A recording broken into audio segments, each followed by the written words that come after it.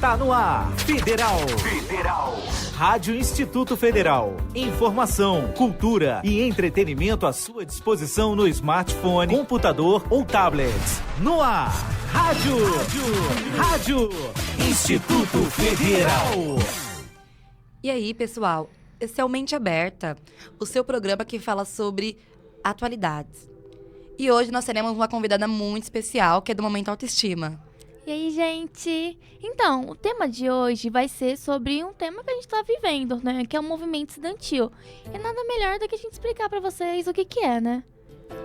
Então, galerinha, hoje nós vamos explicar pra vocês o que são os movimentos estudantis, quando surgiram, qual a sua importância, quais os seus objetivos e as consequências que eles trouxeram para a sociedade. Isso aí. O movimento estudantil, historicamente, ele sempre teve um papel importantíssimo, né, na construção do nosso país. Em especial na luta pela democracia e pela autonomia. E hoje...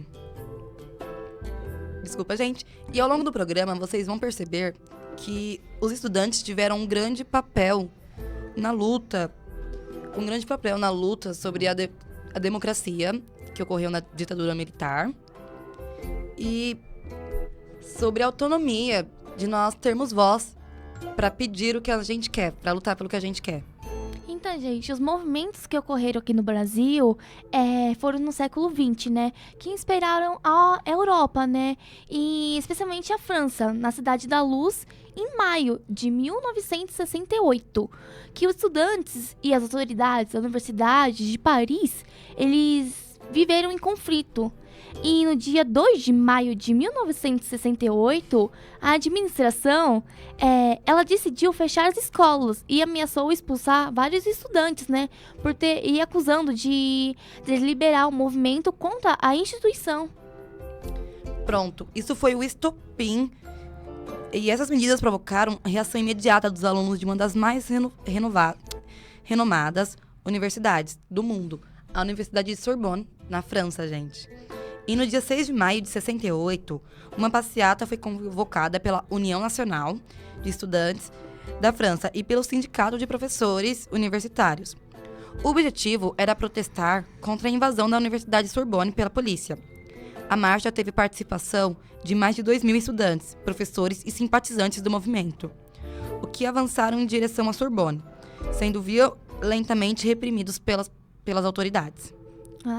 E os movimentos mesmo explodiram assim, mesmo no dia 13 de maio de 1968. Foi quando a polícia reprimiu os estudantes, né, contra a violência, durante vários dias nas ruas de Paris, né. Eles viram cenários de batalha e violência contra o governo e várias manifestações, né. E o Partido Comunista Francês anunciou seu apoio com os universitários. E isso influenciou muito a federação, os sindicatos, e rolou uma greve geral bem no dia 13 de maio, que foi o auge do movimento, né? Quase 2/3 da força do seu trabalho do país cruzou os braços. Então, gente, olha isso, 2/3 da população francesa cruzaram os braços e ficaram lá por causa da greve, que tudo se iniciou com os estudantes. Olha isso, olha a força que os estudantes unidos têm. Que um grupo pode fazer. E... Deixa eu continuar. E pressionado no dia 30 de maio, o presidente Gaulle, é francês, gente, eu não sei falar muito bem francês, então ignorem, convocou eleições para junho, com a manobra política que desmobilizou os estudantes e com promessas de aumentos salariais que fizeram os operários voltarem a trabalhar. O governo retomou o controle da situação. As eleições foram vencidas por aliados de Gaulle e a crise acabou. Então, gente, por mais que o governo francês tenha saído vitorioso, assim, né, esse movimento foi e é muito importante porque ele inspira diversos estudantes, né, inclusive aqui no Brasil. Vocês sabem, né, que de 1964 até 1984 estavam ocorrendo a ditadura. E a ditadura, por bem resumidinho assim, foi quando os militares assumiram o poder e deixaram o Brasil sem uma democracia. Eles mandavam e desmandavam. Isso afetou muito a vida dos estudantes. E foi aí que vários movimentos estudantis começaram a nascer. Mas antes disso, teve alguns antes.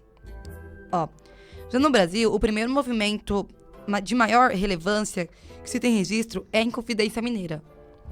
Se vocês estão assistindo Liberdade na Globo, vocês já devem ter visto alguma coisa assim. Os estudantes, quando vieram da Europa, porque muitos pais ricos mandavam os estudantes para a Europa, eles voltaram com ideais iluministas. E eles perceberam que, o rei tá mandando e desmandando aqui, a gente não sobra nada pra gente. Vamos ver. E esse fato histórico só foi possível devido à troca de conhecimentos e informações realizada por alguns filhos de elitistas mineiros que foram estudar na Europa e, ao voltar para o Brasil, começaram a difundir os ideais libertários, o qual tinham aprendido nas escolas europeias, que na época era um grande centro de formação de novos conceitos na sociedade. Mesmo. E depois disso, teve vários outros movimentos, né? Que são muitos, mas a gente vai falar um pouquinho pra vocês quais são eles. Então, no Brasil, a gente vai pular direto pra ditadura militar, pessoal. Porque, como eu falei, houve uma grande onda de movimentos. Nessa época, muitos estudantes foram presos e torturados pelos ditadores. Nossa, gente, que horror. E o Edson Luiz foi um deles. Ele morreu durante um protesto, que foi no dia 28 de março. Quase 3 meses depois, o Brasil acompanhou a manifestação popular, considerada a mais importante da resistência contra a ditadura, né? Conhecida como a Passeata de 100 mil. Em dezembro desse ano, o AI-5. O AI-5. Foi instalado. Foi instalado. O AI-5, gente, dava poder pros ditadores, pros militares, de caçar qualquer pessoa que era contra esse governo que eles impuseram no Brasil. E o Edson Luiz, infelizmente, ele foi morto nessa passeata. E depois de 3 meses, houve uma onda de protestos. E esse protesto ficou conhecido como a Passeata dos 100 mil. E ele é muito famoso. Então, continuamos. Depois que o AI-5 foi instalado, a repreensão ficou pior e os movimentos diminuíram. Porém, em 73, quando Vanuc Leme, da Universidade de São Paulo, da USP, foi preso e morto pelos militares, a missa em sua memória foi realizada na Catedral da Sé, em São Paulo. Reuniu milhares de pessoas e foi considerado o primeiro grande movimento de massa, depois do AI-5. Alguns dias depois de sua morte, em 17 de março, os estudantes da USP se reorganizaram e criaram em assembleia o DCE Livre da USP, batizado com o nome do rapaz, de acordo com o portal do diretório.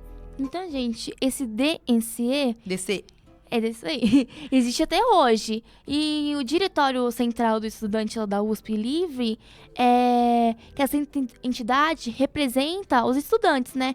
Tanto no campus da capital, quanto no campus do interior. E tem como objetivo organizar e expressar as vontades, o anseio e as posições políticas dos estudantes. Gente, olha isso. O DCE ele foi criado em 73, na época da ditadura. Nós estamos em 2016 e ele ainda existe e luta em prol dos estudantes, pelo que a gente quer. Então, continuando. Em 79, a UNE, União Nacional dos Estudantes, foi restabelecida. Ela foi criada em 1938 e desempenhou um papel muito importante no século XX. A UNE, pessoal, ela também existe até hoje e está ligada a diversos movimentos estudantis. Gente, em 38, ela tinha sido desfeita, ela foi criada em 38. Um tempo depois ela foi desfeita, em 73 ela voltou. E ainda estamos em 2016 e ela ainda existe, pessoal, olha isso. Olha só. Mas voltando pro século XX, a UNE esteve ligada às diretas já, né? Foi um movimento que ocorreu em 1984 para que as eleições voltassem a ser diretas. Ou seja, os representantes do povo escolhidos pelo povo, a campanha marcou a volta da politização da sociedade. Brasileira, né? Lógico. E deu início ao movimento que veio pra... Como que é essa palavra mesmo? Culminar. Nossa, que palavrinha diferente. As eleições indiretas de Tancredo Neves, que é a presidência em 1985, apoiada pela UNE. Gente, até agora nós vimos que os estudantes unidos têm muita força.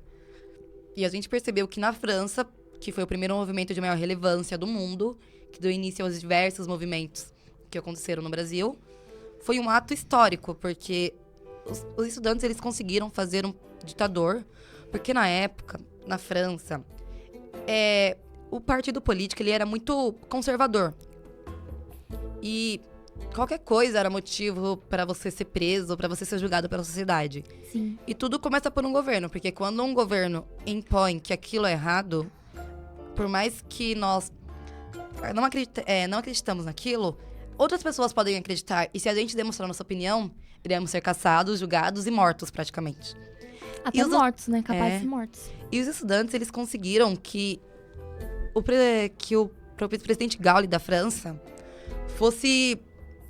renunciasse, porque depois de um ano, depois de ele ter convocado as eleições em junho, ele saiu da presidência. E os estudantes ainda conseguiram que 2/3 da população francesa cruzassem os braços. Isso é muita coisa, gente. Muita coisa. E no Brasil, nós percebemos que os estudantes eles criaram muitas entidades, como a UNE, que é a Unidade Nacional dos Estudantes, e o DC, Diretório de Estudantes... Ai, gente, eu esqueci a sigla. Desculpa. É o Diretório Central dos Estudantes, isso mesmo. E essas entidades que elas foram criadas na época da ditadura e a UNE, que foi criada em 1938, existem até hoje. E elas estão ligadas a diversos movimentos que ocorreram no Brasil. Por exemplo, que a gente vai falar mais tarde sobre 2013. E mais, vocês têm alguma coisa pra comentar pra gente também do que a gente falou até agora? Acho que não, Grazi. Então tá. Gente, agora nós iremos pra um pequeno intervalinho. Mas depois nós iremos falar sobre outros movimentos, como a Marcha dos 100 Mil e o Fora Collor. E vamos terminar a nossa linha do tempo no século XX e começaremos a falar sobre os diversos movimentos que ocorreram no século XXI. E o que tá ocorrendo. E que está ocorrendo. E vocês não têm ideia de quantos movimentos ocorreram, gente. É muito movimento. Por mais que a mídia não dê tanta informação pra gente, os estudantes estão ligados praticamente a tudo. É isso aí. Então, se você quer assistir, continue ligadinhos aí. Então, não saiam daí.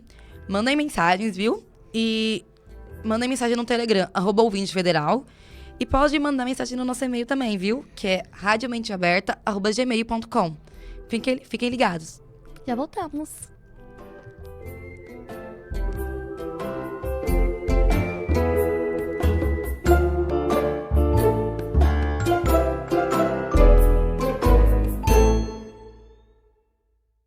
A nossa água é um bem muito precioso. Pra não faltar, tem que usar com moderação. Lembre-se disso quando abrir o chuveiro e a torneira, moleque. Pense na água e no chorinho do chorão. Oi, chorão. Tá mandando chorinho agora, meu camarada? E aí, magrinho, firmão? Não, meu barato é rock and roll, você tá ligado, né? Esse chorinho aqui é pra dar um toque na galera, pra lidar com a água com respeito. É melhor usar com responsa agora do que ter que chorar depois, né? É isso aí. Então vamos economizar, que é pra não faltar. É isso Mandou aí. bem. Sabesp, a vida tratada com respeito. Governo do Estado de São Paulo, trabalhando por você.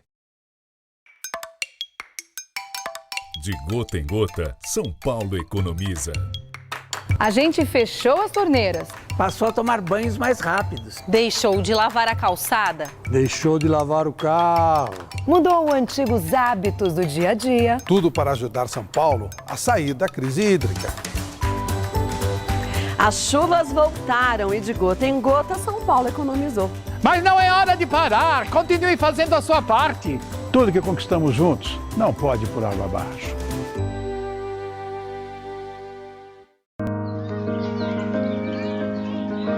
Quero falar de uma coisa.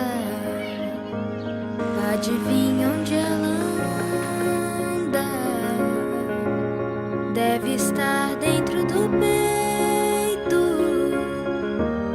ou caminha pelo ar. Coração de estudante, alegria e muito sonho espalhados no caminho, folhas, coração, juventude. Se a vida fez você parar de estudar, mas você tem coração de estudante, vamos começar de novo. Procure a escola mais próxima e matricule-se. Uma pátria educadora se faz com mais acesso à educação.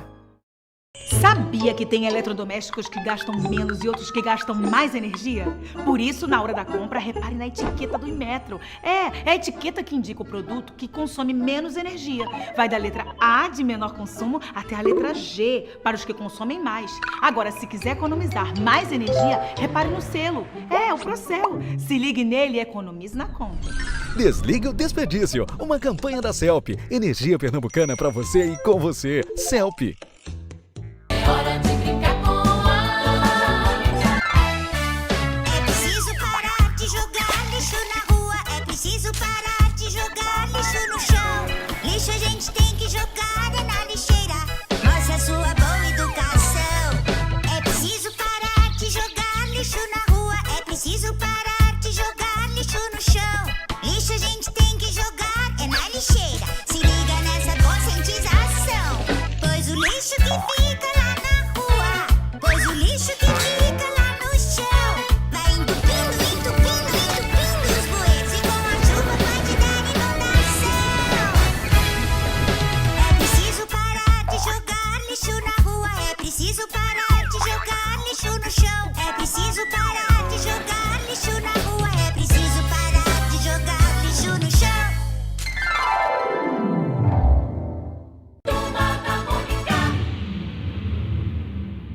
Estudo numa faculdade particular e na minha sala não tem nenhum aluno negro. Tatuaram na sociedade de forma bem anormal que o preto só canta rap, é atleta do futebol. Foi quando eu vi que só tinha um negro na minha escola. A gente levou nosso afilhado de 3 anos numa festa e uma criança da mesma idade disse pra ele: Minha mãe detesta gente preta e eu também. Onde você guarda o seu racismo? Não guarde, jogue fora. Minha amiga sempre reclama de racismo. Tem 2 velhinhas no meu condomínio que sempre quando elas me encontram no elevador social, elas dizem: Correios, filho? Você não deveria entrar pelo de serviço? Não, vizinho.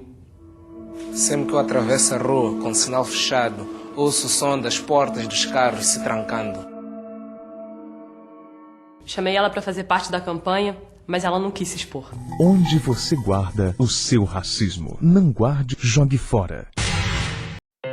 Na última década, os transplantes de órgãos cresceram 84%. As cirurgias cresceram 619%. E os atendimentos de urgência cresceram 627%. As doações de sangue precisam acompanhar esse crescimento para atender a milhares de pessoas que dependem da sua solidariedade. Esse gesto está em suas mãos. Seja para quem for, seja um doador. Procure um Hemocentro mais próximo.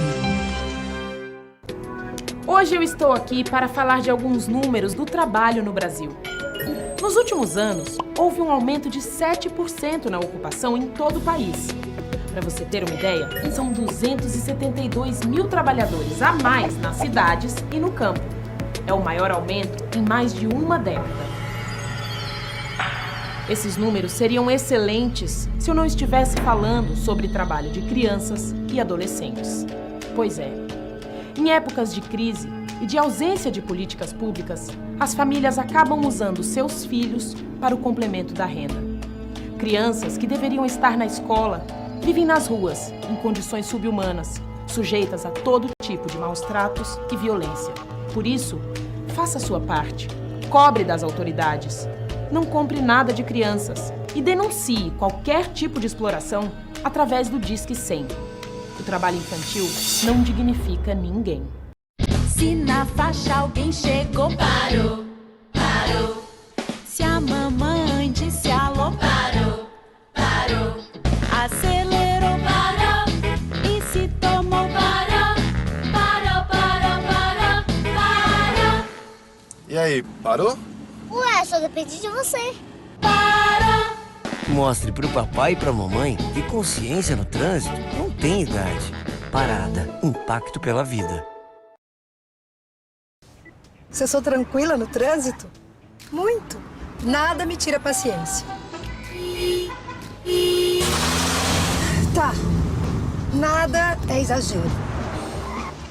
Tem gente que não colabora, anda devagar e o pior, não sabe em que faixa fica. Nessas horas você tem que pisar fundo no acelerador, ultrapassar o sujeito e ficar longe desse tipo de gente. Não seja um monstro no trânsito. Mantenha calma e dirija com cuidado. Rádio Instituto Federal. Informação, cultura e entretenimento. Rádio Instituto Federal. Oi, gente, voltamos e estamos aqui com a Priscila Mayumi, pra quem não ouviu a primeira parte do programa. É isso aí. Que é do Momento Autoestima.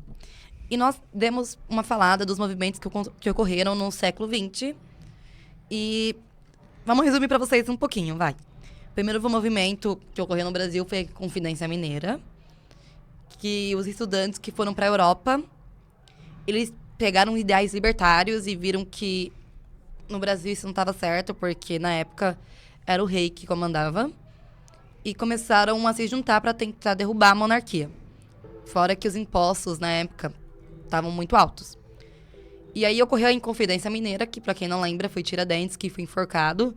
E tá até passando uma novela na Globo chamada Liberdade, Liberdade.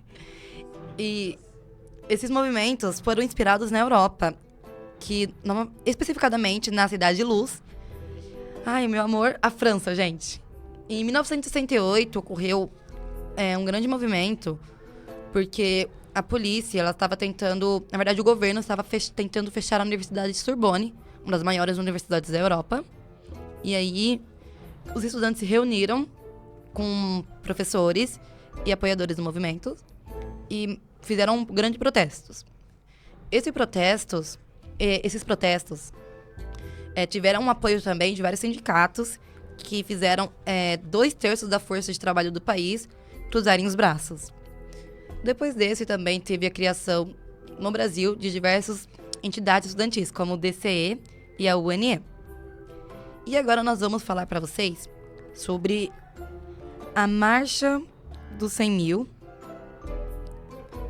e de alguns movimentos que ocorreram aqui no Brasil, né? E que estão ocorrendo ainda. Isso, e do Fora Collor. Isso aí. Então vamos, Mayu, meu amor? Vamos, meu amor. Ó, gente, em 1992, depois da denúncia da corrupção que aconteceu envolvendo o presidente, que na época era o Fernando Collor de Mello, os estudantes iniciaram uma série de protestos, né? Pelo Brasil, com campanhas Fora Collor. É que agora eu tô imaginando, os estudantes ficaram gritando assim, Fora Collor, Fora Collor. Deve ter sido um grande protesto, hein? Muito. Então, a primeira manifestação ocorreu no dia 11 de agosto, em uma passeata marcada em frente ao Museu da MASP, que é o Museu de Arte de São Paulo, que reuniu cerca de 10 mil pessoas. Dias depois, em Salvador, na Bahia, cerca de 20 mil estudantes também se vestiram de negro e pintaram o rosto de verde e amarelo. Os manifestantes ficaram conhecidos como os caras pintadas. Sabe aqueles estudantes que vocês veem às vezes no Facebook? Tem algumas imagens no Facebook que tem verde, né? Verde de um lado do rosto e amarelo do outro. Que vocês pensem, eita, eles estão no carnaval? Estão torcendo para o Brasil, será? Não, gente, não é uma torcida do carnaval. Não é uma torcida para o Brasil e também não é carnaval. Não se enganem, ninguém tá lá tocando marchinha. É uma manifestação. É uma manifestação muito importante. E ó, gente, por causa dessa onda, né, de protestos e outros fatores que aconteceram, várias denúncias envolvendo o nome do presidente, né, em corrupção, teram um apoio da mídia, que foi o impeachment, gente. Impeachment, opa, quase que falei. Do Fernando Henrique Collor, que foi no dia 30 de dezembro de 1992. Aí, nisso, ocorreu o impeachment. Gente, os estudantes, junto com o apoio da mídia e outros políticos que não queriam que o presidente continuasse, votaram a favor, fizeram que ele fosse... Fizeram que ele fosse para uma reunião, e essa reunião foi convocada o impeachment. E ocorreu uma votação, e em 30 de dezembro de 92, quase acabando o ano, perto do ano novo, ele foi destituído do cargo de presidência. Tá vendo? Imagina isso, no Natal ele era presidente. No Ano Novo ele não era mais. Já não é mais. Tá vendo o que ocorre? Gente, no dia 26 de agosto de 99, vários estudantes e vários movimentos sociais organizaram uma marcha até Brasília contra o governo de Fernando Henrique Cardoso e sua política econômica. Um dos motivos do protesto foi contra a corrupção do governo federal, que ao invés da base governista investigar através das CPIs, preferia arquivar inquéritos quase sempre abertos por partidos da oposição, principalmente do PT. E teve várias participações de partidos políticos e entidades como a UNE, a CUT, que é Central Única dos Trabalhadores, o MST, o Movimento dos Trabalhadores Sem Terras. E, como eu falei para vocês, esse protesto ocorreu porque havia vários inquéritos contra a corrupção no Fernando Henrique Cardoso e esses inquéritos eram arquivados. Ou seja, as pessoas falavam, ele tá sob uma acusação de corrupção. Mentira, tá nada não. E colocar na gaveta aí. Era mais ou menos assim. E essa política dele também não agradou a população brasileira na época. E que fizeram o povo se reunir e fazer uma passeata que foi conhecida como a passeata dos 100 mil. Vamos lá. Continuando. Gente, e agora vamos falar de uma coisinha bem mais atual, que foi os protestos de 2013. Quem lembra? Quem lembra da briga que deu, das notícias da mídia, do povo brasileiro reunido em frente ao Congresso de Brasília, cantando o hino nacional? Gente, aquele protesto foi uma onda de movimentos, um atrás do outro praticamente, por mais que tenham dado foco só em um. Em junho de 2013, ele foi marcado por uma onda de manifestações. As primeiras mobilizações aconteceram em São Paulo, organizadas pelo movimento Passe Livre. Após 2 semanas de passeatas pelo Brasil, o governo de São Paulo e de outras cidades recuaram e anunciaram a redução do valor das tarifas. Vocês lembram que ficaram conhecidas como a revolta dos 5 centavos? Você lembra, Yumi? Lembro assim, um pouco. É que muita coisa na cabeça. Eu lembro que eu queria ir protestar também, mas a minha mãe não deixou.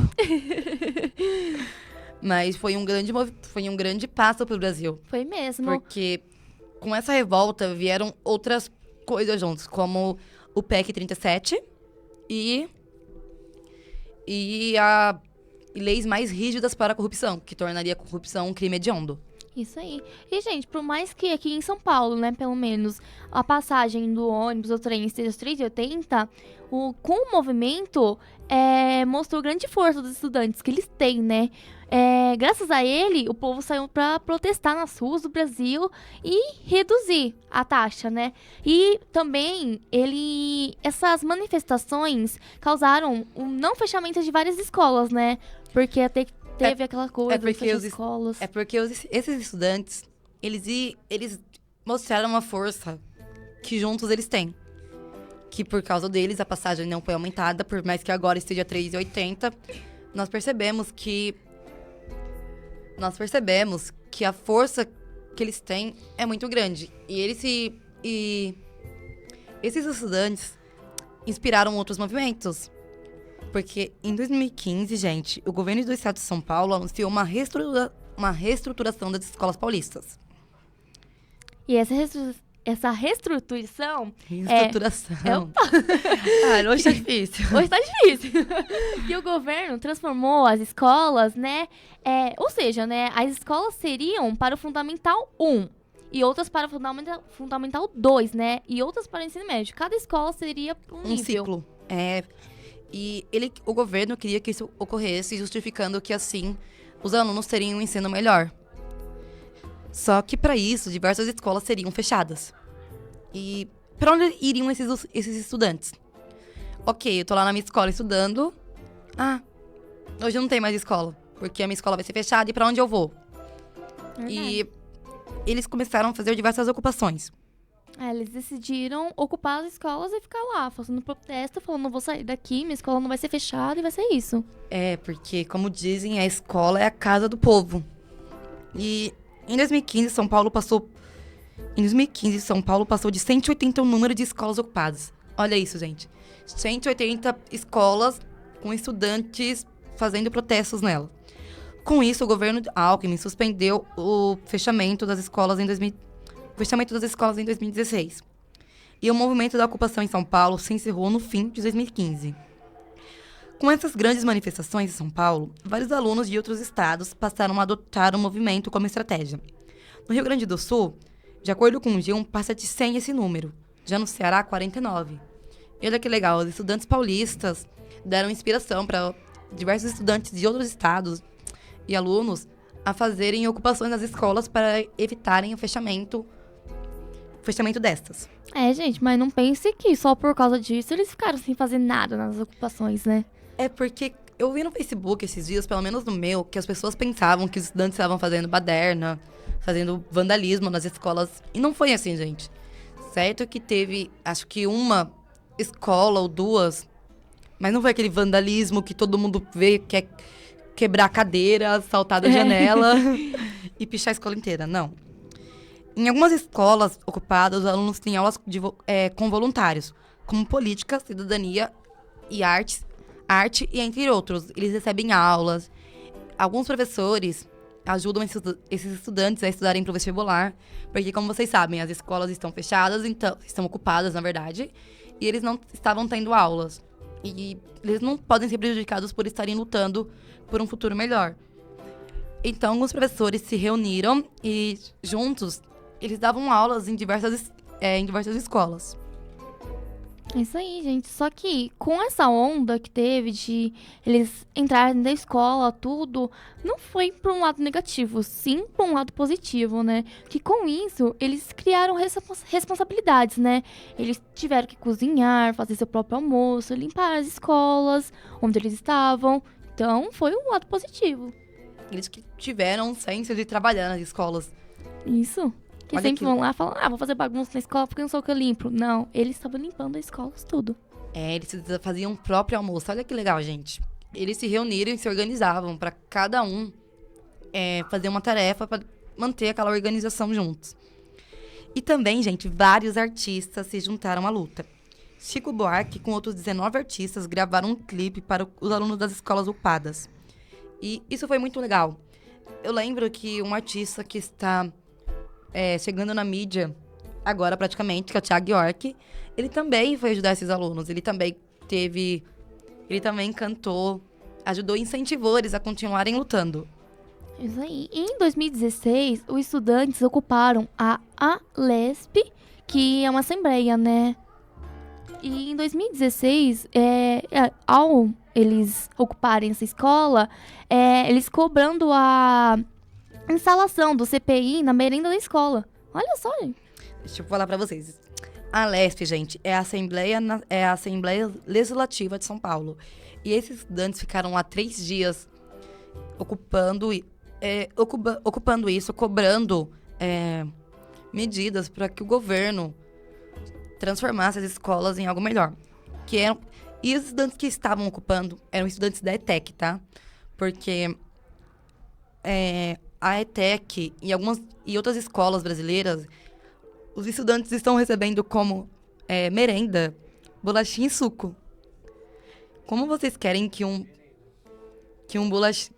bolachinha e um suco mantenha um estudante que estuda praticamente das 8 da manhã até as 5 da tarde? Não tem como.